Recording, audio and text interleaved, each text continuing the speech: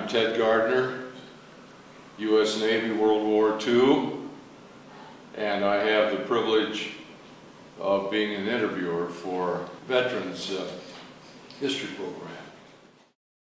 In November 2005, the Public Library of Cincinnati and Hamilton County entered into a partnership with the Library of Congress as part of a nationwide effort to collect oral histories from U.S. military veterans. The Veterans History Project calls for Americans to help preserve the nation's history by collecting first-hand accounts of those who defended the United States during wartime. The Library of Congress is archiving audio and video recorded oral histories, along with documentary materials such as photos, diaries, letters, and drawings from veterans of World War I, World War II, and the Korean, Vietnamese, and Persian Gulf Wars, as well as from American civilians actively involved in supporting war efforts.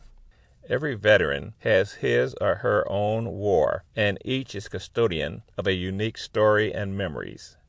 The Veteran History Project deeply values the personal narratives shared by veterans of all wars. Vivid as if they happened yesterday, these heartfelt accounts make us laugh, cry, and remember.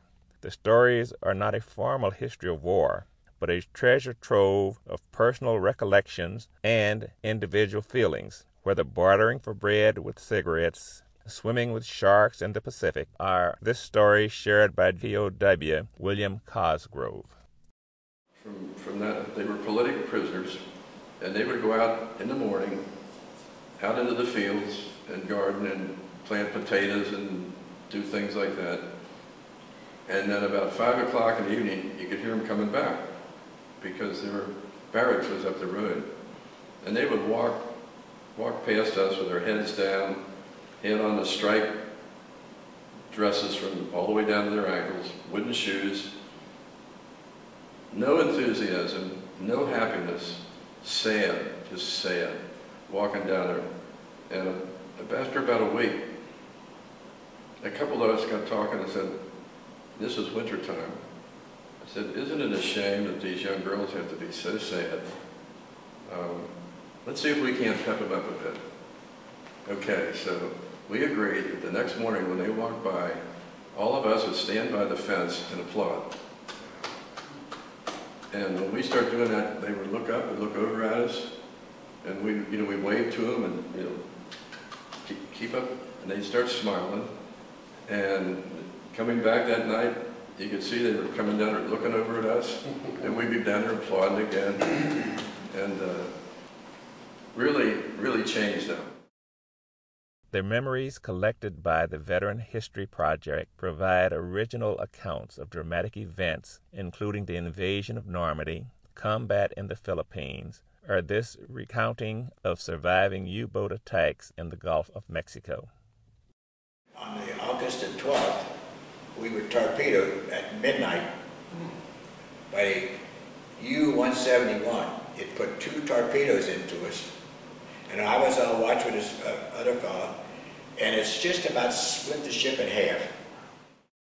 The daunting bravery and enormous sacrifices of our armed forces are clearly demonstrated in stories such as this one relayed by William Goings, who along with his brother Milton Goings served in the 366th Infantry Division in Europe.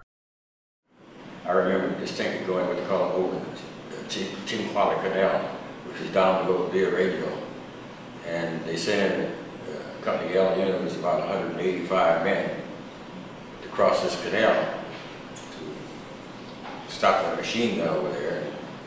We got about in the middle of the canal and all the hell broke loose. We went in with 185 men, came out with 35. 185, came back with 35. 35. The rest of them are in the canal. In addition, there are glimpses into the everyday lives of those who faithfully served our country. A couple of times we hit a piano player by the name of Dave, and we never paid too much attention to what his last name was. And after the war, they were saying, remember that one of the guys in the band said, remember when Dave Brubeck paid with us? And I said, was that Dave? And I said, yeah, that was Dave Brubeck. Oh, about that. But I didn't realize it then at the time until after the war was over. As an official partner in this project, the Public Library of Cincinnati and Hamilton County keeps one copy of recordings and documentary materials and sends duplicate copies to the Library of Congress for inclusion in their archives and national database. Selected recordings are available on the Library of Congress's website. The fascinating stories from these veterans are also being shared with the general public through an extensive website that was launched on Veterans Day, November the 11th, 2006. The site features a database of locally recorded interviews, images of documentary materials, and video streaming of selected interviews. Appropriately, the original documentary materials for these veterans' archives are housed at the main library, which was dedicated as a Veterans Memorial Library when it opened in 1955. The Veterans History Project preserves an important component of our local history and contributes to an important national endeavor. The veterans' stories become part of a national collection and invaluable archive for generations to come. To set up an interview, become a volunteer interviewer, or find out more about the Veterans History Project, contact the main library's Veterans History Project at 513-369-6907.